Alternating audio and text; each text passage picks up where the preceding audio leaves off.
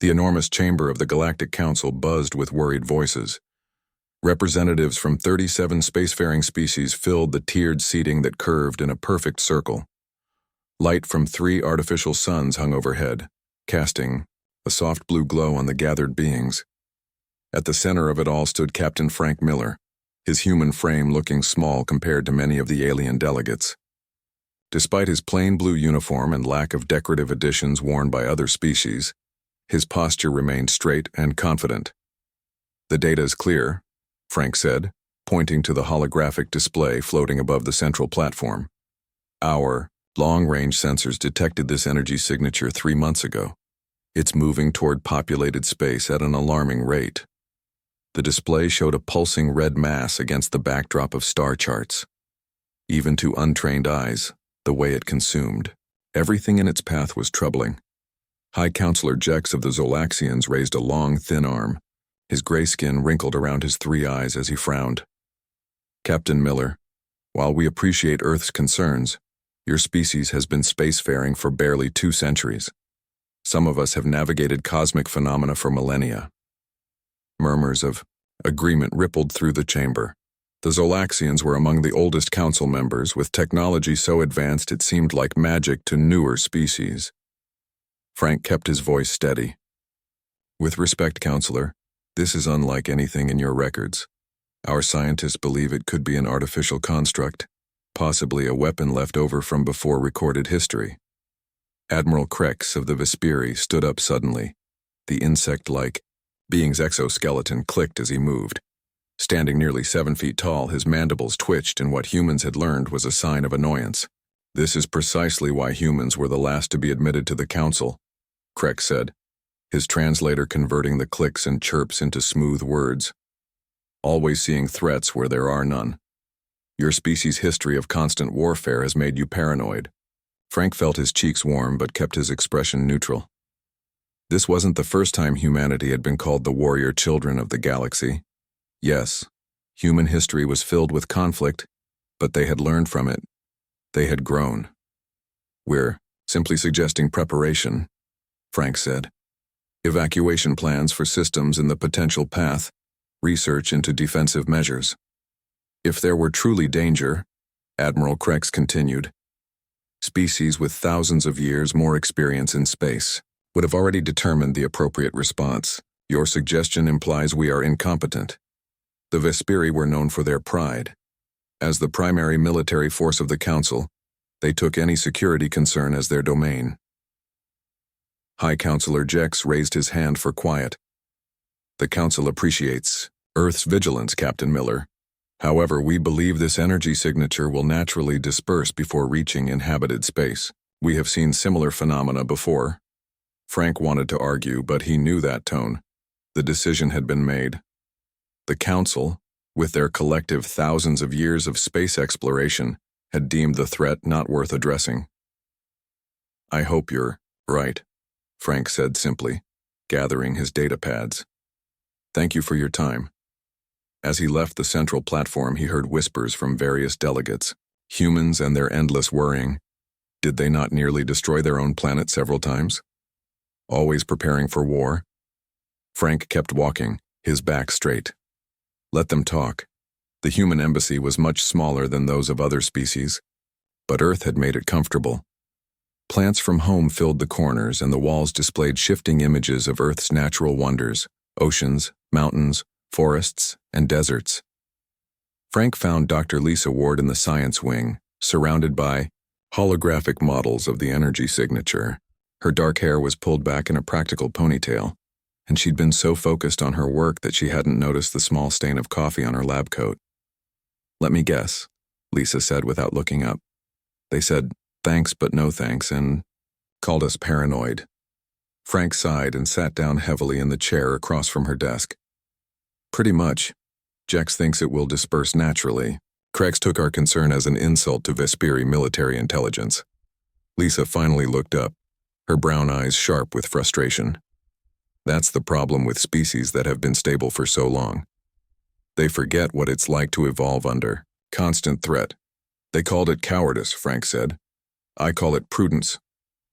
Commander Alan Rogers entered the room, his military uniform crisp despite the late hour. With his broad shoulders and stern expression, he looked every bit the soldier, but Frank knew him to be one of the most thoughtful officers in Earth's fleet. "I heard the council meeting went exactly as expected," Alan said, taking a seat. "Are we proceeding anyway?" Frank nodded. "Earth Command sent me this right after the meeting." He slid his data pad across the table. An encrypted message glowed on the screen. "Proceed with Operation Safeguard regardless of council approval." Lisa let out a low whistle. "That might put our council membership at risk." "Our survival might be at risk if we don't," Alan countered. "Human history is filled with civilizations that ignored warnings until it was too late." Frank stood up and walked to the window. From here, he could see the sprawling council city, with architecture from dozens of worlds blending together. Beautiful, peaceful, and possibly in danger. "The thing is," Frank said slowly, "I understand their perspective. Humans are newcomers, who've been aggressive in the past. Why trust our judgment?" "Because we survived ourselves," Lisa said firmly. "Our paranoia, as they call it, comes from evolutionary survival instincts that saved us countless times." Alan nodded. "The older species evolved in less competitive environments. The Zolaxians had no natural predators. The Vesperi achieved hive unity early in their development. They never had to watch the skies for threats the way we did." "So what does Operation Safeguard entail?" Lisa asked. Frank turned back from the window. "We prepare in secret. We modify our colonial defense systems. We research countermeasures, and we hope we're wrong." "And if we're not?" Alan asked quietly. Frank's expression was grim. "Then we'll be ready when no one else is." 3 weeks later, Frank stood on the observation deck of the Earth vessel Defender, watching as it prepared to leave council space. Officially, the ship was conducting standard patrol and training exercises.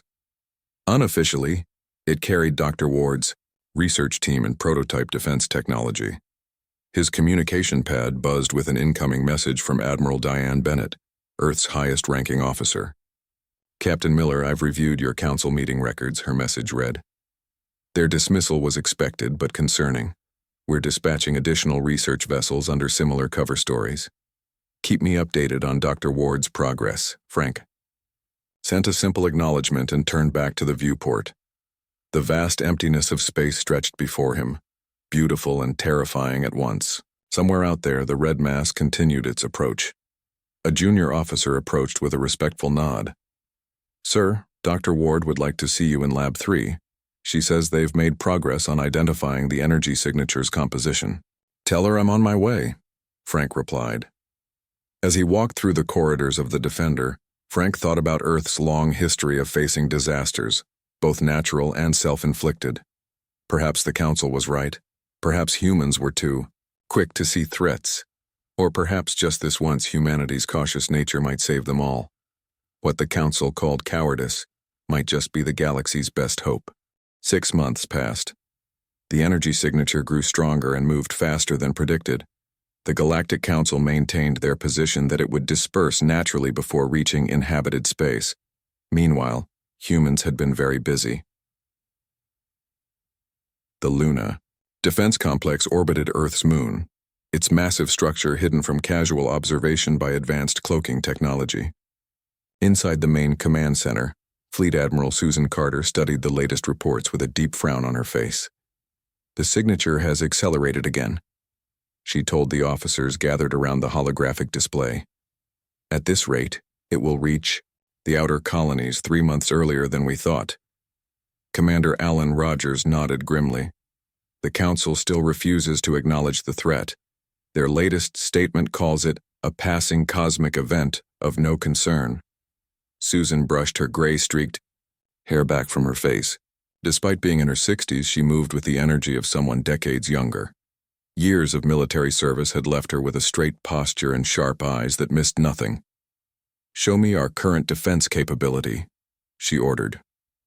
The holographic display changed to show the human fleet, small compared to other Council species but now modified with new technology. Glowing blue shields surrounded each ship in the simulation. Dr. Ward's shield modifications have been installed on 80% of our vessels, reported Lieutenant Gregory Young, a young officer with dark skin and serious eyes. The remaining ships will be upgraded within 2 weeks. Susan nodded with approval. And the energy dampening stations? Commander Rogers tapped the display, and it shifted to show Mars Colony and the massive construction projects surrounding it. Engineer Jack Peterson reports the first 3 stations are operational. 2 more are at 90% completion. Susan studied the display. Humanity had the smallest fleet in the Council, with barely 200 ships compared to the thousands commanded by older species. But humans had always been good at making the most of limited resources. We're outgunned by every other species in the Council, she told her officers. But we've never let that stop us before. On Mars Colony, red dust coated everything, despite the best efforts of the environmental systems. Engineer Jack Peterson wiped sweat from his forehead, leaving a streak of dirt across his brow. Through the dome's transparent ceiling, the 4th energy dampening station was visible, its massive framework stretching toward the orange sky.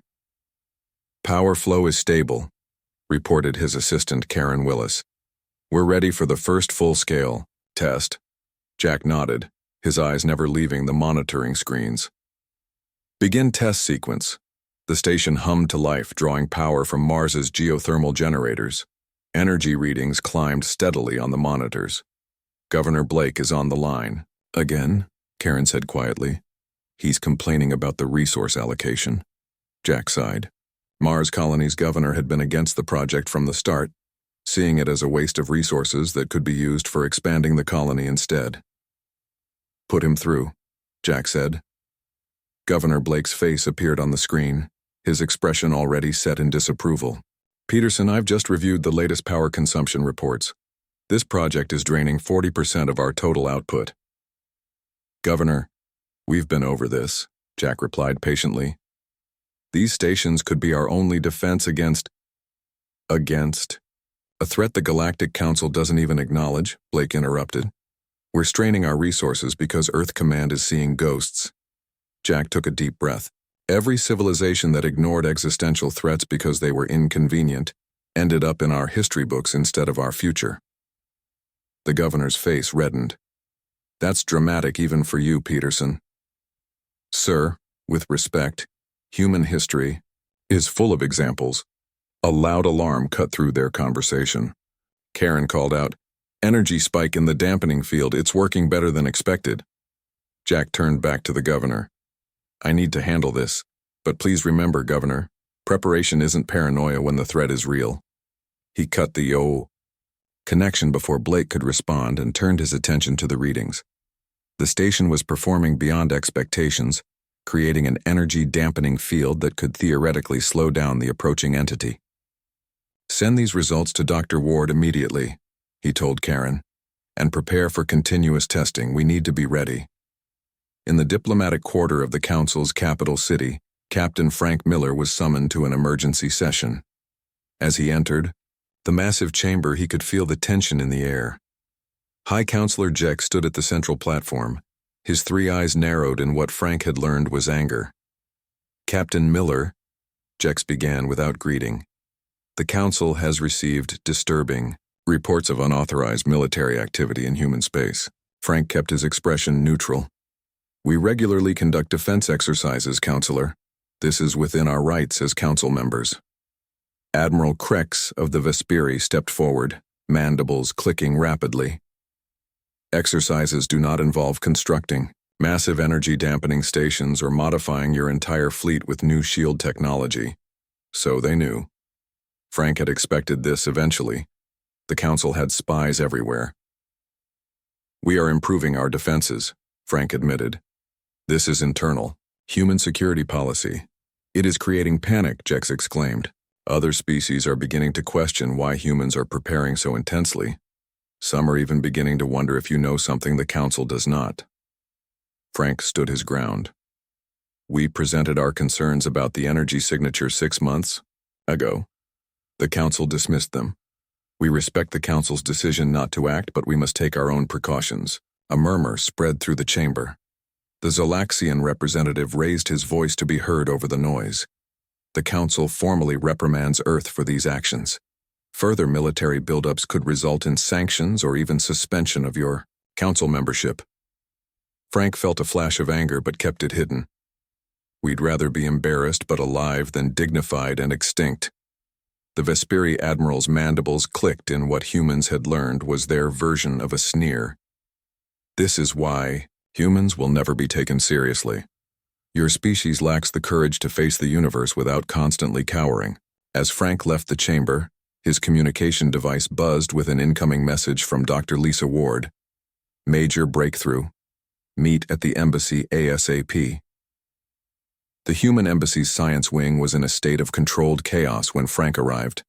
Researchers moved quickly between workstations, and all the displays showed different aspects of the energy signature. Lisa looked up from her central console, her eyes bright with excitement despite the dark circles that spoke of too many sleepless nights. "We've finally identified it," she said without preamble. "It's not a natural phenomenon." Frank felt his heart rate increase. "What is it?" Lisa gestured to the main display, which showed detailed scans of the energy signature's internal structure. "It's a swarm of machines, billions of them. They're small individually, but connected in a network. And they're old, Frank. Possibly millions of years old." "A weapon?" Frank asked. Lisa nodded grimly. "The pattern matches descriptions in ancient records from extinct civilizations. They called it the Star Eater. It was designed to harvest stellar energy by consuming stars." Commander Rogers, who had been listening quietly, stepped forward. "If it reaches populated systems, it will consume their stars," Lisa finished, "killing everything in those systems." Frank stared at the display. "The Council needs to know." "They won't believe us," Rogers said. "Not without proof they can't ignore." Lisa turned to face them both. "We won't have to wait long for proof. At its current speed, the swarm will reach the outer Zolaxian outpost in the Sigma system within 2 months, not the 3 months we thought before." Frank looked at the star chart, at the path the swarm was taking directly toward the heart of Council space. "Keep working," he told Lisa. "Find a weakness, anything we can use against it." As he left the science wing, Frank thought about the Council's dismissal of human concerns. They had called humans cowardly for wanting to prepare. Soon they would learn that there was a big difference between cowardice and caution, and by then, Frank hoped humans would be ready to save not just themselves, but everyone. The Sigma system was beautiful.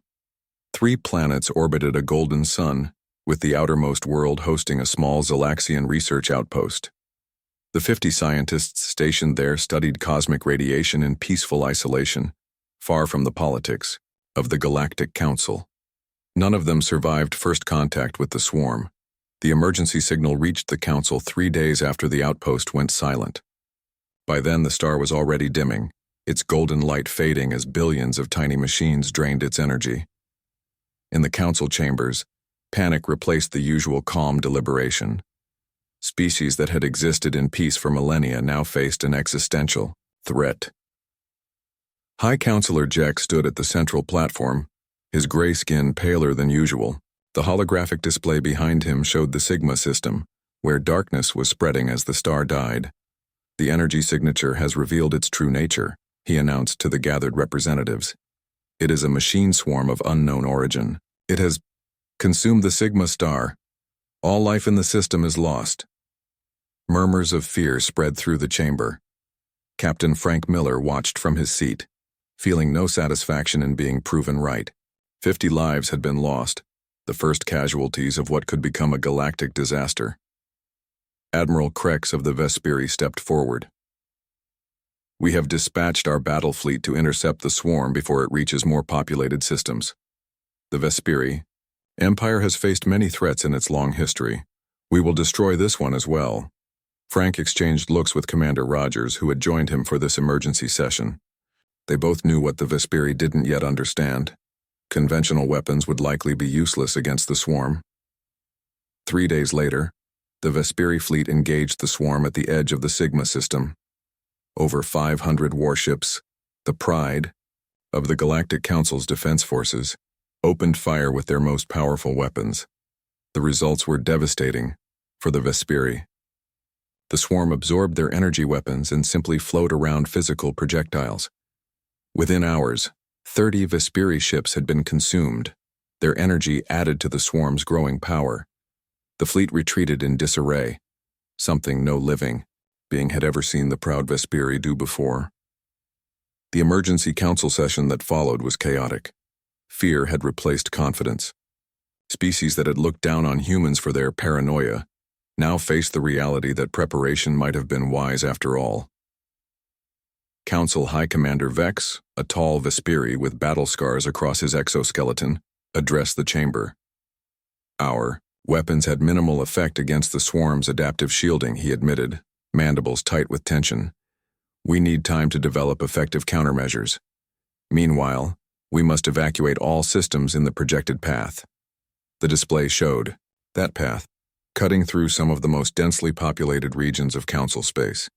Billions of lives were at risk. Captain Frank Miller stood up. Every eye in the chamber turned to him. Humanity is ready to help, he said clearly. We've been preparing defenses for nearly a year. The revelation stunned the Council. Some representatives looked outraged at this confirmation of secret human activities. Others looked desperate enough to accept any help offered. Your species was formally ordered to cease these preparations, the Zolaxian representative said coldly. And yet here we are, Frank replied, the only ones with a plan. Fleet Admiral Susan Carter, who had arrived from Earth the day before, stepped forward to stand beside Frank. Her uniform was crisp, her expression serious but calm. We have 3 defensive measures ready for immediate deployment, she announced. Energy dampening stations to slow the swarm's advance, retrofitted shields to protect evacuation fleets, and a specialized EMP weapon designed to disrupt the swarm's communication network. The Vesperi Admiral's mandibles clicked rapidly. Your fleet consists of barely 200 vessels. The swarm has already consumed thousands of our automated defenses. Commander Rogers, standing to Susan's left, replied simply, Then we'll just have to be smarter, not bigger. High Counselor Jex raised his hands for silence. What exactly are you proposing, Admiral Carter? Susan activated her data pad, and the main display changed to show the human defense plan. The swarm will reach the Orion Spur in approximately 2 weeks. That's where we need to make our stand. It's a natural choke point. If the swarm passes it, it will have direct access to 40% of Council core worlds. She pointed to specific locations on the map. We need to position the energy dampening stations at these coordinates. They'll slow the swarm's advance. Meanwhile, our ships can help evacuate civilian populations using our modified shields. And the EMP weapon? Commander Vex asked. It needs to be deployed at the heart of the swarm, Susan replied. A small, fast team could potentially deliver it. The chamber erupted in debate. Some species supported the human plan immediately. Others, particularly the older and prouder ones like the Zolaxians and Vesperi, resisted accepting help from the primitive humans. Frank watched the arguing with growing frustration. Every minute spent in debate was a minute lost in preparation. Finally, a young Zolaxian scientist named Trell stepped forward. Unlike the other Zolaxians, Trell had worked closely with Dr. Lisa Ward on several joint projects. I have studied the, human shield modifications, Trell announced. Their approach is innovative and effective. This is not the time for pride. We must use every available resource to combat this threat. A hush fell over the chamber. For a junior Zolaxian to speak against the implied position of their elders was unprecedented. High Counselor Jex studied Trell for a long moment, then turned to Susan. Very well, Admiral Carter. The Council authorizes the implementation of the Human Defense Plan. What resources do you require? Susan's response was immediate and precise. We need help manufacturing additional energy dampening stations. We need fast ships for the EMP delivery team. And we need evacuation coordinators, familiar with all affected worlds. You shall have them, Jex promised. May we all survive to remember this day. As the council meeting adjourned, Frank pulled Susan aside. That went better than expected. Susan nodded, her expression still serious. Getting permission was the easy part. Now, we have to make it work. Dr. Lisa Ward joined them, carrying a data pad filled with calculations. The swarm is evolving, adapting as it consumes more energy. Our original EMP design might not be effective anymore. Frank felt a chill at her words. Can you modify it? Lisa ran a hand through her disheveled hair. I'm working on it with Trell and some other council scientists. But we need more data on how the swarm operates. Which means getting close to it, Susan concluded. Commander Rogers approached, having overheard the conversation. I'll lead the reconnaissance mission. My team can get in, gather the data, and get out without engaging directly. Frank wanted to object. Rogers was a friend as well as a colleague, but he knew Alan was right. They needed that data, and Rogers was the best person for the job. Be careful, Frank said instead. The whole galaxy is counting on us now. As they dispersed to their various assignments, Frank stayed behind in the nearly empty council chamber. He looked at the display still showing the swarm's projected path. The thing they had feared for a year was finally happening. The council had called humans cowards for preparing. Now humanity's cowardice might be the only thing standing between the galaxy and destruction. The next few days would determine whether they had prepared enough. The Orion Spur stretched across space like a bridge between spiral arms of the galaxy. Normally busy with trading ships and civilian transports, it now hosted the largest combined fleet in Council history. 2,000 ships formed a defensive line against the approaching darkness. At the center of the fleet, the human vessel Defender served as the command ship. Fleet Admiral Susan Carter stood on the bridge, surrounded by officers from a dozen different species. The atmosphere was tense, but focused. The swarm will arrive in 6 hours, she told the assembled commanders. Energy dampening stations are in position and operating at full capacity. All civilian ships have been evacuated from the sector. On the main view screen, the dark mass of the swarm crawled toward them, consuming everything in its path. It had already destroyed 3 star systems since the Sigma outpost. Each victory made it stronger as it absorbed more energy. We're not here because we're the strongest, Susan told the combined fleet through the communication system. We're here because we never stopped planning for the worst while hoping for the best. Commander Rogers' reconnaissance mission had returned with valuable data, though they had lost 2 ships in the process. Dr. Lisa Ward and the council scientists had worked non-stop to analyze the information and refine their strategies.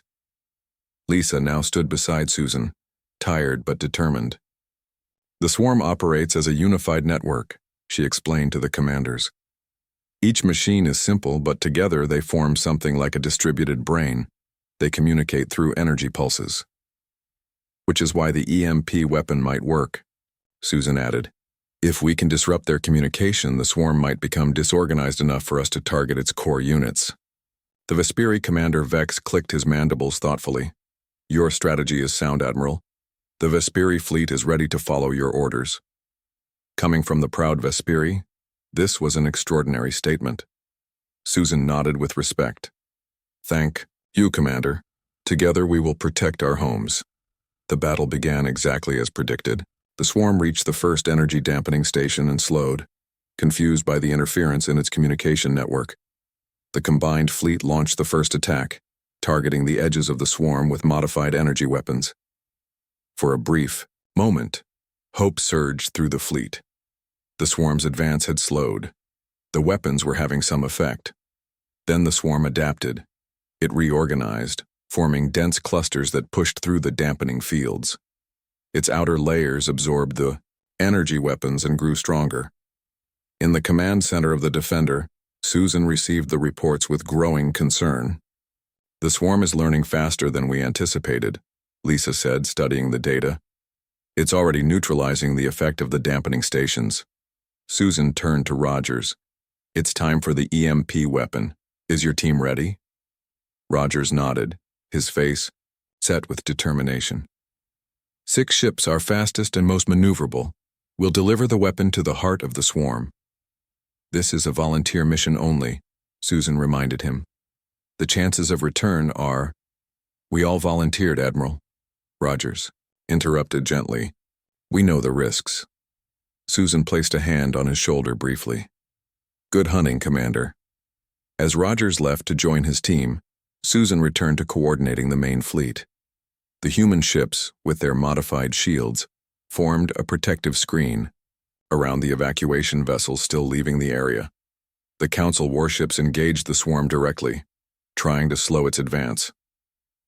From the command deck, Susan watched as Rogers' small team of ships darted between the massive swarm clusters, moving deeper into the darkness.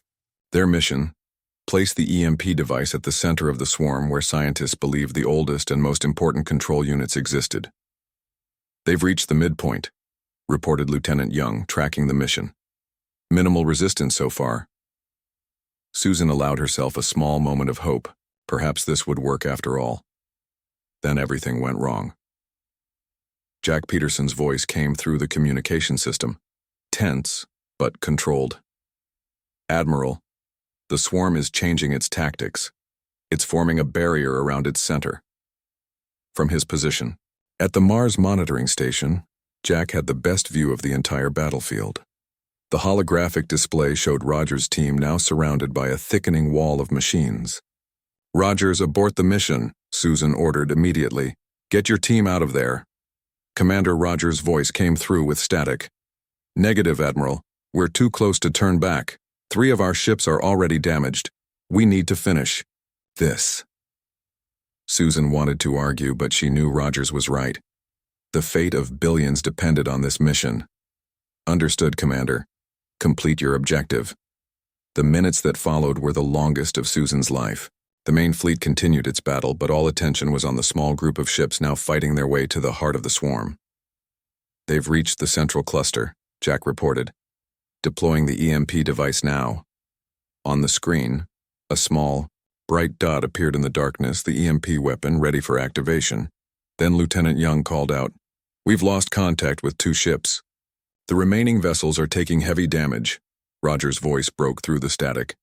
"The automated detonation system is damaged. Manual activation required. I'm going in." Alan. "No." Susan began, but the communication cut off. For 3 long seconds, nothing happened. Then a bright pulse of energy erupted from the center of the swarm, expanding outward in a perfect sphere. The EMP weapon had activated. "Commander Rogers' ship," Young said quietly. "It's gone." Susan closed her eyes briefly, honoring her friend's sacrifice. "What's the effect on the swarm?" Lisa was already analyzing the data. "Significant disruption to their communication network. Many units have gone dormant. But it's not enough. The core units are already beginning to reestablish control." Susan felt despair threatening to overwhelm her. They had tried everything, and it wasn't enough. Then Jack Peterson's voice came through again, excited.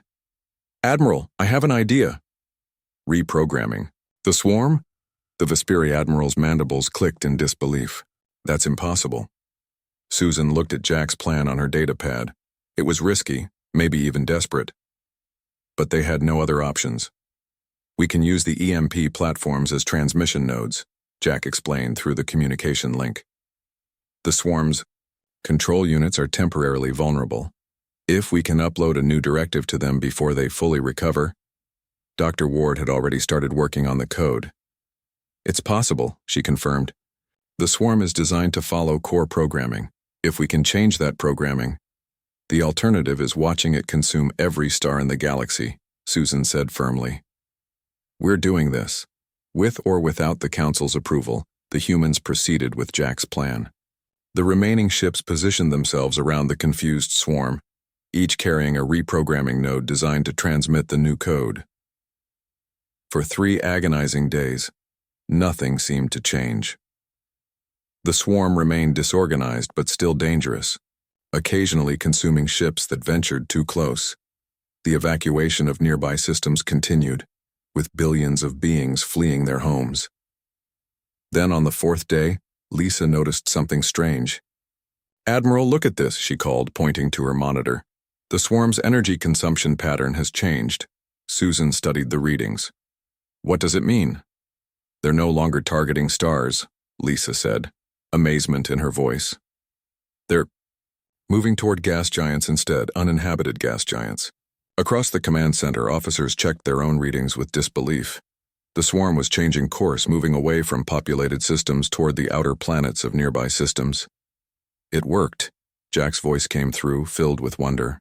They're following the new programming. Instead of consuming stars, they're harvesting energy from gas giants and… Wait, this can't be right. What is it? Susan asked. They're transferring energy, Jack replied, to dying stars on the galactic rim. They're stabilizing them. 1 month later, Captain Frank Miller stood in the Galactic Council chamber once again. This time, he wasn't facing dismissal or ridicule. Instead, he was being honored along with the other humans who had saved countless lives. The Zalaxian High Counselor Jex addressed the assembly, his 3 eyes solemn. For 10,000 years, our species has prided itself on wisdom. Today, we must acknowledge that wisdom sometimes comes from unexpected sources. Frank thought of Commander Rogers and the others who had sacrificed themselves. Their courage had made this moment possible. After the ceremony, Frank found himself standing before a new monument in the council plaza. It listed the names of all those lost in what was already being called the Swarm Crisis. At the top, an inscription read, "To the cowardly humans, who feared enough to prepare, and in their preparation, found the courage to act when action was needed most." Dr. Ward joined him, her face peaceful for the first time in months. "What happens now?" she asked. Frank looked up at the sky, where the reprogrammed swarm now worked to protect the galaxy rather than consume it. "Now we keep preparing. There are more threats out there, more challenges, but this time I think the Council will listen." As they walked away, Frank whispered, "Being afraid isn't the same as being a coward. Being afraid and doing nothing, that's cowardice." The humans had proven everyone wrong, and the galaxy was safer because of it.